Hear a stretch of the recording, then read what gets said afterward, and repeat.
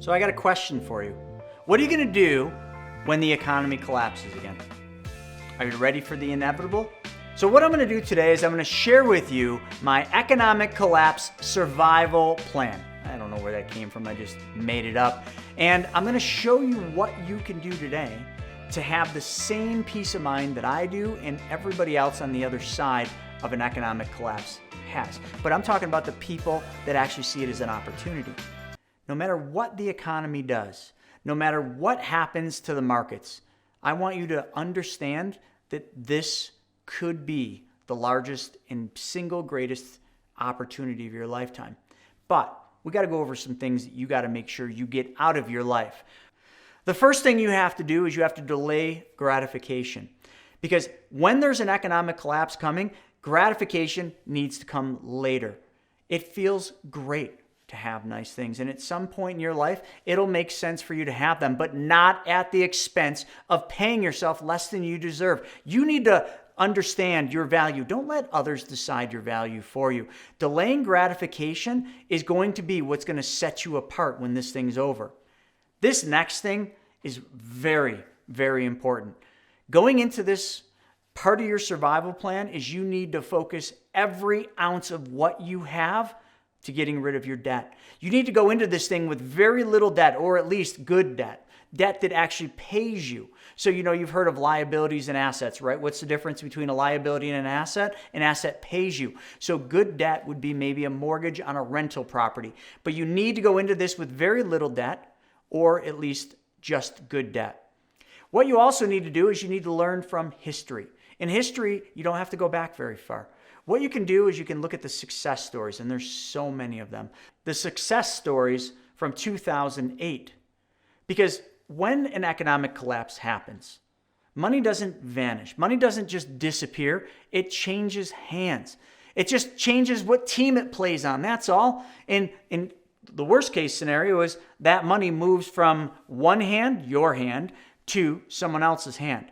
The person that was ready, the person that followed this economic collapse survival plan, and that needs to be you. The other thing you need to understand is that real estate is going to be your friend, but you need to get real estate at the right price, and you need to understand that real estate right now is going to go down in price. So if you start buying real estate now, the value of it is going to go down. The only game to play in real estate today, 2022, is the income game, the rental game. But you also need to understand that your exit plan is going to be out the window, because when this whole thing lets loose, the price of that real estate that you own will go down. The other thing you're going to have to really get clear on, and the other thing you're going to have to get really good at, is you're going to have to do what everybody else is unwilling to do. You can't follow the herd here, because what the herd's going to want to do is react. And that's not going to be the right thing to do. The herd will react too late because they've been too busy following in and playing into the FOMO, the temptations that have been around everywhere. Everybody's rushing to put their money into something because they're all worried about the inflation. Inflation is destroying my dollars. My money's losing money every day. So the answer to that is, let's go out and buy stuff. Let's go out and put our money into the markets. Let's go out and buy real estate. I'm not saying all of these are bad. But when you do that, you have no dry powder left, which means you have no money left to take advantage of the real opportunity because you blew it. You put it all into assets and you followed the herd. Warren Buffett says it best. He said, when everybody is being greedy right now, be fearful. Sit on the sidelines. Be scared. Watch everybody else and just understand that what they're doing is stupid. But pretty soon, when everybody is fearful because they've lost and everything's falling apart around them, that's when you react. That's when you get greedy. But you can't do that. You can't get greedy if you haven't planned, if you haven't followed this survival plan. So a big part of this survival plan is reserve capital. You got to put money in boring, safe places. I use U.S. Treasury bonds. I use specially designed and engineered whole life for the majority of my money, my dry powder, my money for that opportunity. It just sits there. And luckily with both of those asset classes, I'm being paid. I'm being paid interest and dividends for, well, at least the whole life is paying me dividends and interest for keeping my money there. And that money is safe. Not just safe, guaranteed. I love that word. guaranteed.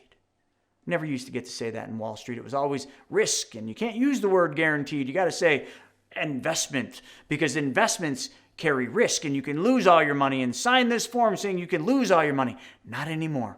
Not for me, folks. I like guarantees. So my reserve capital and all the money that I save every month goes into those two places right now. U.S. Treasury bonds. Well, actually, let's say three places. U.S. Treasury bonds, mostly long-term. Cash. And I know people say cash is trash right now because of inflation. Inflation is a temporary problem, folks. Get over yourself. Inflation, here today, gone tomorrow. And inflation will give way to deflation. That's the opportunity I'm waiting for. I might lose a little bit of buying power with my cash and with my money that just sits there, but what I will make will far trump anything that I give up today. And then those specially designed and engineered whole lives allow me to earn interest and dividends uninterrupted on my money, and I can deploy that money anytime I want. So, boring and safe is not boring, because boring and safe gives me the opportunity to be ready. This is my survival plan.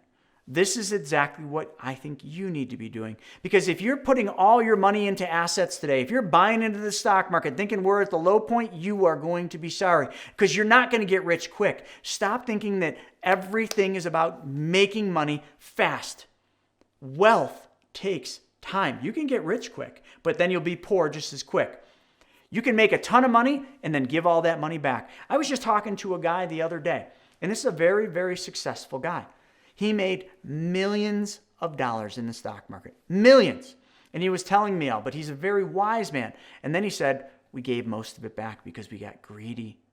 We gave most of it back. It's fine to make millions of dollars. And you can be all happy and go about that. But you know what? When you give it all back, don't pat yourself on the back. Punch yourself in the face, because that was stupid. Greed is the reason that happened. You need to understand that you got to be realistic. Be realistic in your returns. A couple percent is far better than making a huge return that you got to give back later. Making $1 million and giving back 900 of it is not a good business plan. Making $1 million and keeping $1 million, that's awesome. But you know what the problem is? It takes time. So, boring and safe should be a word that you take pride in. Boring and safe should be something that you look in the mirror and you say, I love boring. I love safe. Because you're being realistic and you're following the survival plan. That's what you need to do. Everything's about to go on sale, folks. Real estate on sale. Stocks on sale. Everything on sale. Cars, trucks, sports cars, boats, planes, soon all going on sale. It's going to be the biggest rollback of your lifetime. But you ever walk into Walmart and they got that big rollback sign, but you forgot your wallet? How valuable was that rollback? How valuable was that sale when you forgot to bring the wallet? Not very. You got excited and then you got real sad because you're like, I shoulda, I coulda, I woulda. Let's repeat that together. I shoulda, I coulda, I woulda. Those are 3 words you don't ever want to have to say. Because if you say those in a few years, that means you missed this opportunity. That means you didn't follow this survival plan. But I have a feeling that a few of you, just a few, 2, 3, maybe 4 of you are going to follow these instructions and really go out there and crush it and knock it out of the park in this next economic collapse. Folks, if you liked this video, check this one out. What in the world is going on? Recession incoming. That will give you some clarity on what we just went over here. And if you also liked this, subscribe to this channel. Like this video and then smash that little alert. There's like a little alert up there. Smash that bell so that you're notified every time we put a new video out. This is your economic collapse survival plan. I hope you follow it. We'll see you next time.